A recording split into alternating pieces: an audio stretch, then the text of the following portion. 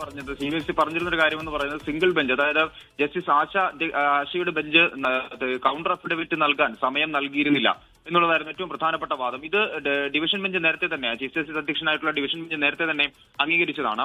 ആ ഒരു കാര്യം ഇപ്പോൾ ഉറപ്പിക്കുന്നു കോടതി വിധിയിലൂടെ എന്നുള്ളതാണ് ഏറ്റവും പ്രധാനപ്പെട്ട കാര്യം. സിംഗിൾ ബെഞ്ച് തന്നെ കേസ് പരിഗണിക്കണം.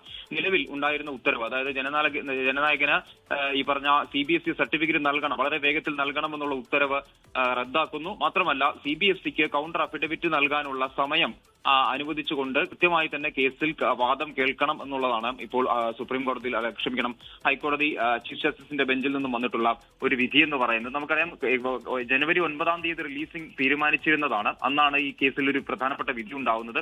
അതിനുശേഷം തന്നെ വളരെ വേഗത്തിൽ ഡിവിഷൻ ബെഞ്ച്, അതിനുശേഷം സുപ്രീം കോടതി, അതിനുശേഷമാണ് തിരികെ ഡിവിഷൻ ബെഞ്ചിലേക്ക് തന്നെ വരുന്നു. ഇപ്പോൾ ഈ കേസ് തുടങ്ങിയത് എവിടെ നിന്നാണോ, അതായത് ഈ പറഞ്ഞ സിംഗിൾ ബെഞ്ചിലേക്ക് തന്നെ വിടുന്നു. മാത്രമല്ല, നേരത്തെ ഉണ്ടായിരുന്ന വിധി റദ്ദാക്കുന്നു. വളരെ വേഗത്തിൽ കേസ് പരിഗണിക്കുക, മാത്രമല്ല കൗണ്ടർ അഫിഡവിറ്റ് നൽകാനുള്ള സമയം ഈ CBSEക്ക് നൽകുക തുടങ്ങിയ നിർദ്ദേശങ്ങളും എന്തായാലും ഹൈക്കോടതി ചീഫ് ജസ്റ്റിസ് അധ്യക്ഷനായ ബെഞ്ചിന്റെ ഭാഗത്തു നിന്നും ഉണ്ടായിട്ടുണ്ട്. എന്തായാലും ഇനിയും എന്തായാലും ഈ പറഞ്ഞതുപോലെ തുടക്കം മുതൽ തന്നെ കേസ് കേൾക്കുകയും അതിന് തീയതി തീരുമാനിക്കുകയും എല്ലാം കഴിയുമ്പോൾ എന്തായാലും ഇനിയും റിലീസ് നീളാൻ തന്നെയാണ് സാധ്യത.